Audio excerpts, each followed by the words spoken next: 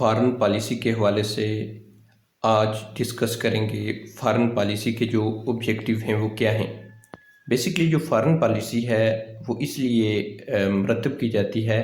تاکہ دوسرے ممالک کے ساتھ اچھے اور فرینڈلی ریلیشن شپ بن سکیں، پیس کو مینٹین کیا جا سکے، ٹریڈ کی جا سکے، بزنس کیا جا سکے، اور اس کے علاوہ مختلف جو الائنس ہیں، جو ایگریمنٹس ہیں بزنس کے، ڈیفنس کے اور سیکیورٹی کے،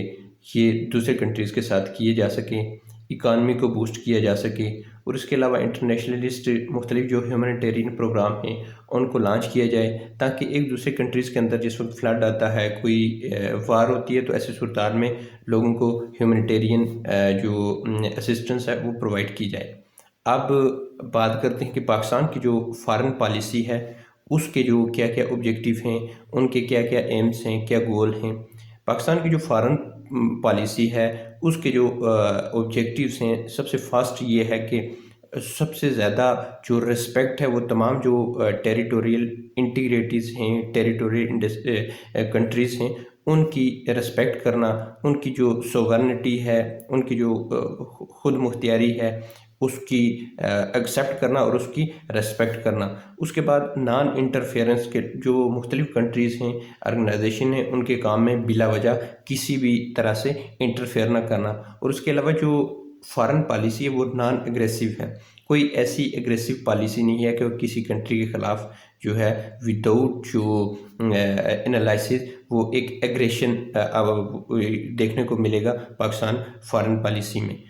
اس کے بعد ہے پیسفل سیٹلمنٹ آف ڈسپیوٹ، جو مختلف دنیا کے اندر اس وقت جو ڈسپیوٹ چل رہے ہیں، جو کنفلکٹس ہیں، ان کو حل کرنے کے لیے ایک پیسفل جو ٹیبل ٹاک ہے، جو پیس کا جو راستہ ہے اس کو اپنایا جائے ڈسپائٹ آف وار۔ اس کے علاوہ فرینڈلی ریلیشن شپ جتنے بھی نیبرنگ کنٹریز ہیں، اور اس کے علاوہ مرجنگ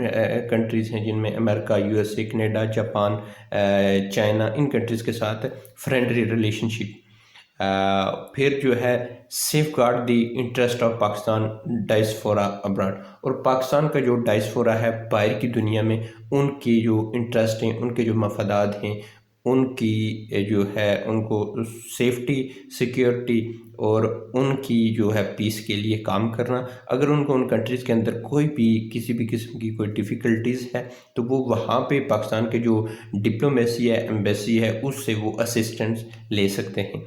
اب اس کے بعد ہے یوٹیلائزیشن آف نیشنل ریسورس۔ اب جو پاکستان کی جو نیشنل ریسورس ہیں ان کو ریجنل اور انٹرنیشنل کارپوریشن کے لیے استعمال کرنا، کہ پاکستان کے اندر جتنے بھی منرل ہیں، جو بھی نیچر ریسورسز ہیں، فاریسٹ ہیں، اس کے علاوہ مائنس وغیرہ ہیں، ان سے جو بھی آ رہی ہے جو چیزیں ایکسٹریکٹ ہوتی ہیں مائننگ کے تھرو، ان کو باہر کی دنیا کے اندر ایکسپورٹ کیا جائے تاکہ وہاں سے جو زیادہ سے زیادہ جو اماؤنٹ ہے، پیسہ ہے، اس کو پاکستان کے اندر لایا جائے جس سے پاکستان کی جی ڈی پی بہتر ہو سکے۔ پھر ہے کمرشل اور economical corporation with international community, جو انٹرنیشنل کمیونٹی ہے ان کے ساتھ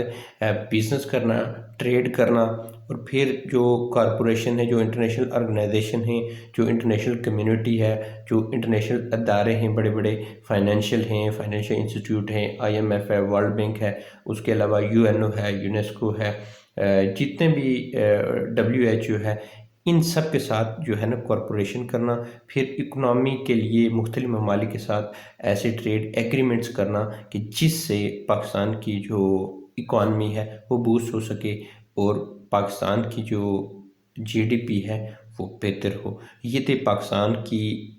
جو آبجیکٹیو فارن پالیسی کے جو وہ اپنا رہا ہے۔